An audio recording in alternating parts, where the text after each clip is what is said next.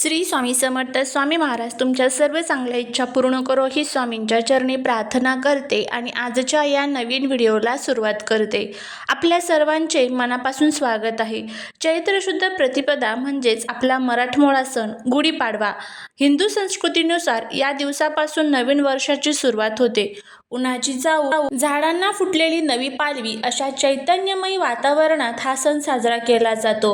आजच्या व्हिडिओमध्ये आपण पाहणार आहोत 2026 मध्ये गुढीपाडवा कधी आहे, शुभ मुहूर्त काय, या सणाचे खास महत्त्व, त्याचबरोबर या दिवशी घरामध्ये काय करावे, काय करू नये, कोणत्या चुका टाळाव्यात आणि अतिशय प्रभावी असा हा एक उपाय आपल्याला करायचा आहे. हा उपाय जर आपण केला तर रातोरात नशीब चमकून उठेल, दारिद्र्य नष्ट होऊन सोन्याचे दिवस येतील, त्याचबरोबर सुख, शांती, समृद्धी घराला प्राप्त होईल. तर या संदर्भात संपूर्ण माहिती मी तुम्हाला देणार आहे. त्यामुळे व्हिडिओ हा स्किप न करता शेवटपर्यंत पाहत राहा. चॅनलवरती नवीन असाल तर चॅनलला सबस्क्राईब करा आणि असेच माहितीपूर्ण नवनवीन व्हिडिओ पाहण्यासाठी बेल आयकॉनलाही प्रेस करा, म्हणजे माझ्या सर्व नवीन व्हिडिओंचं नोटिफिकेशन तुम्हाला मिळेल आणि तुम्ही एक पण व्हिडिओ मिस करणार नाही. त्याचबरोबर कमेंटमध्ये जय माता लक्ष्मी लिहायला अजिबात विसरू नका, जेणेकरून माता लक्ष्मीची तुमच्या कुटुंबावर, मुलांवर अगदी भरभरून अशी कृपा होईल. ब्रह्मदेवाने याच दिवशी सृष्टीची निर्मिती केली असे मानले जाते. याच दिवशी ब्रह्मदेवाने विश्वाची निर्मिती केली आणि सत्ययुगाला सुरुवात केली.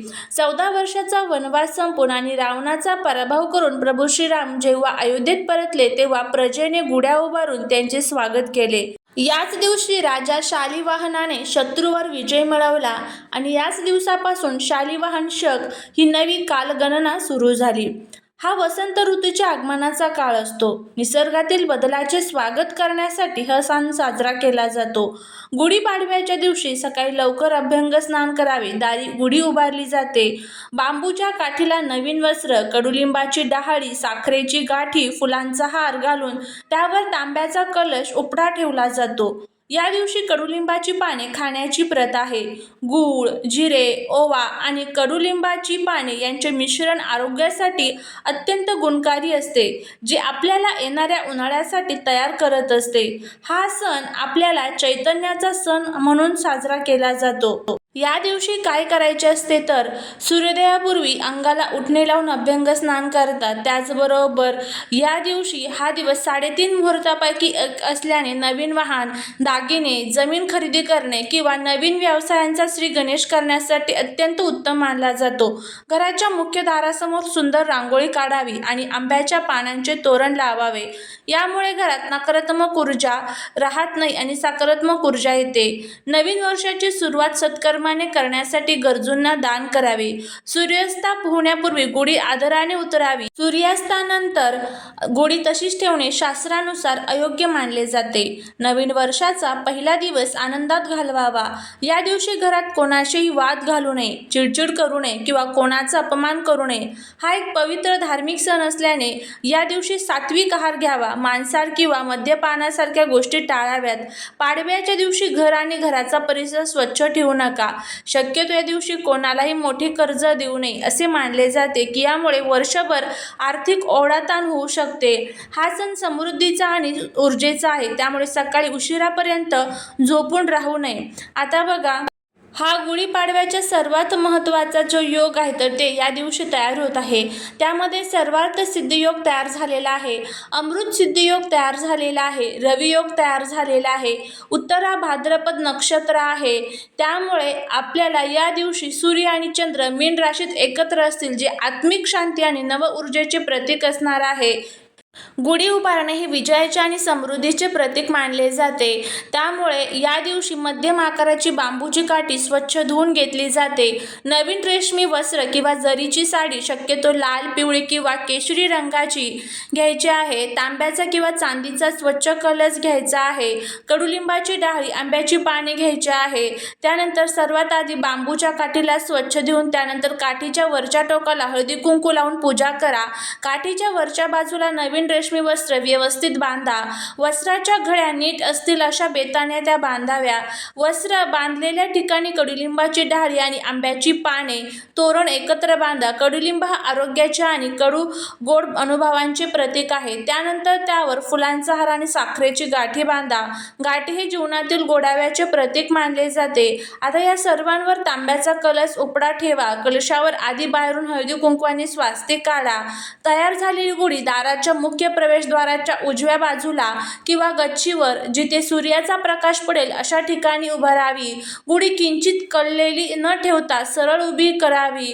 गुढी उभारल्यानंतर तिला गंध, अक्षता, फुले वाहून पूजा करावी. अगरबत्ती ओवाळावी. गुढीला कडुलिंबाच्या पानांचा आणि गुळाचा नैवेद्य दाखवावा. तसेच दुपारी नैवेद्यासाठी पुरणपोळीचा बेत देखील तुम्ही करू शकता. गुढी सूर्योदयानंतर लवकरात लवकर उभारावी आणि सूर्यास्त होण्यापूर्वीच गुढीला हळदी कुंकू वाहून आणि नमस्कार करून आदराने उतरावी. गुढी शक्यतो घराच्या प्रवेशद्वाराजवळ उंची ठिकाणी लावावी जेणेकरून ती दुरून दिसेल. गुढी उभारताना मन प्रसन्न ठेवा आणि सर्वांना नवीन वर्षांच्या शुभेच्छा द्या. गुढीपाडवा हा 3.5 मुहूर्तापैकी एक पूर्ण मुहूर्त आहे. या दिवशी आपण जे काही घरी आणतो त्यातून वर्षभर बरकत मिळते. प्रत्येकाला सोने चांदी खरेदी करणं शक्य नसते, पण शास्त्रात अशा काही अल्पमोली पण बहुमोली वस्तू सांगितलेल्या आहेत ज्या 5 ते 10 रुपयात मिळतात आणि त्या घरी आणल्याने दारिद्र्य दूर होऊन लक्ष्मी प्रसन्न होत असते. धने, मीठ जे आहे तर ते आपल्या घरामध्ये खरेदी करून आणावे. जर शक्य असेल तर या दिवशी मातीची पंती किंवा मातीचे एखादं भांडं सुद्धा तुम्ही घरामध्ये खरेदी करून आणू शकता. नवीन वर्षाची सुरुवात जर आपण शास्त्रोक्त पद्धतीने केली तर वर्षभर घरात सुख समृद्धी नांदते. जर तुम्हाला वाटत असेल की लक्ष्मी माता तुमच्या घरात कायम वास्तव्यास राहावी, पतीची प्रगती व्हावी, मुलांचे यश शिखरावर पोचावे, तर उंबरठ्यावरती हा एक छोटा पण अत्यंत प्रभावी उपाय नक्की करा. सकाळी लवकर उठून स्नान करा. मुख्य दरवाजा स्वच्छ करून घ्या. लक्षात ठेवा, उंबरठा हा लक्ष्मीचे प्रवेशद्वार मानला जातो. जिथे सुंदर रांगोळी काढा आणि हळदी कुंकवाचे लेपन करा. आता मुख्य उपायाकडे वळूया. तुम्हाला एक पिवळा कापड घ्यायचा आहे. त्यामध्ये खालील काही वस्तू ठेवायच्या आहेत. त्यामध्ये 2 अख्खी सुपारी ठेवायची आहे. गणेशजी आणि लक्ष्मीचे प्रतीक ते असणार आहे. 1 रुपयाचे नाणे ठेवायचे आहे. 5 लवंग, 5 वेलची ठेवायची आहे. थोडी पिवळी मोहरी ठेवायची आहे. या सर्वांची एक छोटी पोटली तयार करा. ही पोटली आपल्या उंबरठ्याच्या उजव्या बाजूला घरातून बाहेर जाताना जो उजवा हात येतो तिथे एका छोट्या पितळेच्या किंवा मातीच्या पात्रात ठेवा.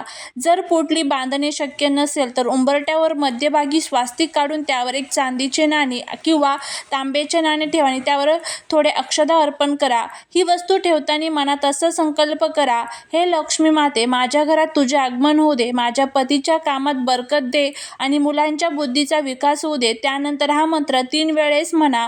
ओम श्रीम ह्रीम श्रीम कमले कमलालय प्रसिद्ध प्रसिद्ध श्रीम ह्रीम श्रीम ओम महालक्ष्मी नमः असा हा मंत्र तुम्हाला म्हणायचा आहे. आणि त्यानंतर सर्वात महत्त्वाचं म्हणजे उंबरठ्यावर कधीही कचरा किंवा चपला ठेवू नका. घराच्या म्हणजेच दरवाजाच्या आंब्याच्या पानांच्या आणि झेंडूच्या फुलांचे तोरण नक्की लावा. यामुळे नकारात्मक शक्ती दूर राहतात. त्याचबरोबर श्रद्धेने केलेला हा उपाय तुमच्या आयुष्यात नक्कीच बदल घडवेल.